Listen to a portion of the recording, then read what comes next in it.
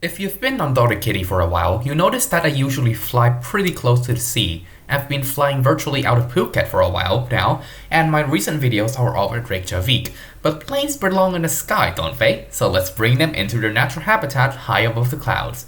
And when I say high, I mean really high. Welcome to Mount Everest, the highest mountain in the world, if you count from the local sea level and not from the base or the center of the earth, but we're not here to be pedantic about that, so let's move on. The peak of this mountain is 29,000 feet high, that's FL290, 4/5 as high as your typical transcontinental flight goes, and we're going to spawn a few planes here and see if they can successfully take off.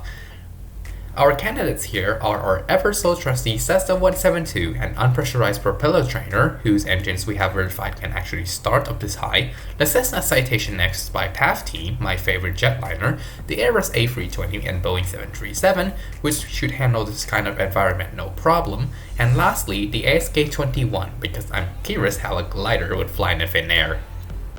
Our first test subject is the Cessna 172P, everyone's favorite starter airplane. This thing's parking brake is so strong and can hold the plane on top of a sharp peak. Normally, AutoStart would let us start up this plane in one click, but as you can see here, no such luck up in Himalayas. After a couple attempts though, the engine is up and running. Now I just have to get it to full throttle, release the brakes and let it roll.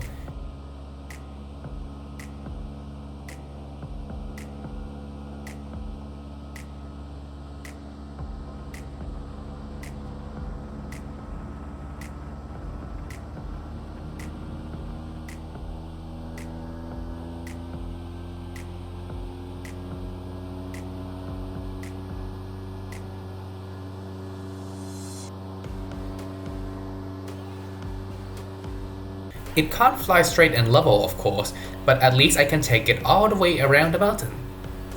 Next up is the CitationX. Luckily, since this is a jet aircraft, auto start functions as you would expect. Unluckily, the plane's brakes fail to hold it in place. It starts drifting uncontrollably down the slopes. A cacophony of alarms kick in, reminding the pilot of the dangers of what he is attempting. The ledge kicks the plane into the air and the pilot into a blackout, and then nothing happens. A look outside reveals that the plane is stuck on a mountainside, not going anywhere. It turns out that FlightGear sensed that the plane has crashed and refused to simulate it any further. Nothing a quick nasal script can't fix, though. After another friendly nudge by the mountainside, I am in the air.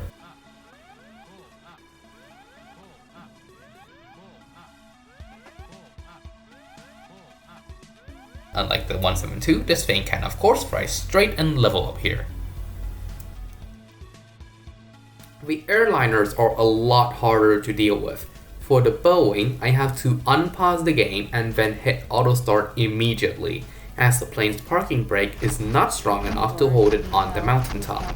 Troubles make themselves apparent early on when the pilot blacks out from the G's for a long time, the mountain kicks us up, we practically lost control of the plane, and the plane turns upside down.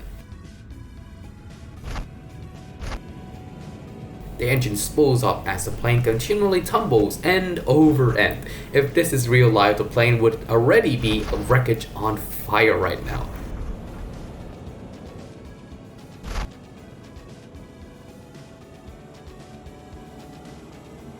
One final bump and the engine revving up to full, and we are clear of the mountainside.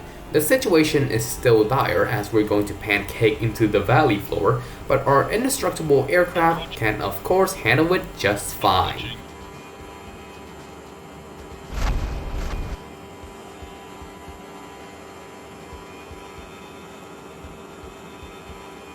It only took a while from then to get back to flying normally.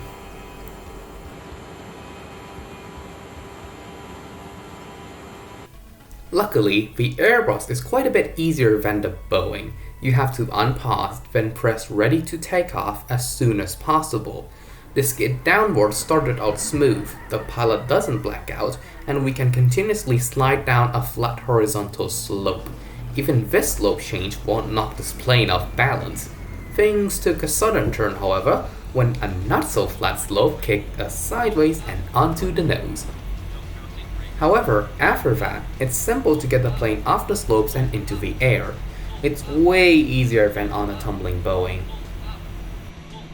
That ICAS alert reminds us that we need our gear up and flaps retracted, and after activating toga thrust, we're good to go.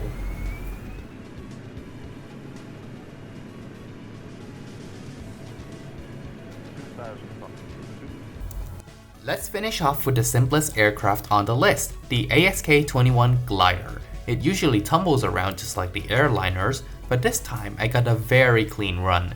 It skidded down the mountainside, turned to align with its direction of travel, and fell off the cliff just in time to not overshoot.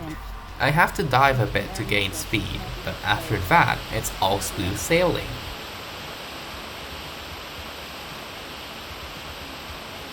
I even managed to fly this over to a different peak.